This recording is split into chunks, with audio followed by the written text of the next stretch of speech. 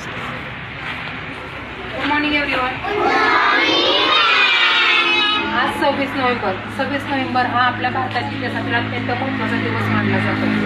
कारण 26 नोव्हेंबर 1949 रोजी आपल्या भारताने संविधानाचा स्वीकार केला आणि 1950 पासून आपल्या भारतामध्ये संविधान लागू झाले.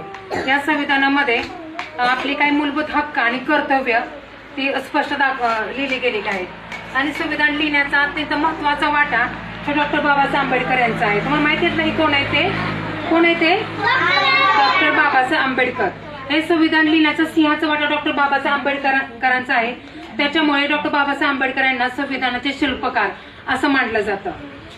संविधानामध्ये आपल्या सर्वांना समता, बंधुता आणि एकात्मता ह्याचे एक अधिकार दिलेले आहेत. त्याचबरोबर काही कर्तव्य देखील सांगितलेले आहेत. आपण जसे आपल्या अधिकार हक्क मिळवतो त्याबरोबर आपली काही कर्तव्य आहेत ती देखील पार पाडली पाहिजेत. जसं की पर्यावरण संरक्षण, स्त्री पुरुष समानता, एकता ही देखील आपली काही कर्तव्य आहेत. संविधान आपल्याला हे सांगतं की आपण अधिकार तर मिळवायचेच, त्याबरोबर आपली कर्तव्य देखील पार पाडायची आणि त्या हक्क आणि अधिकाराची जाणीव करून देण्यासाठी आपण ते संविधान कसं पार पाडायचं याची शपथ घेऊया.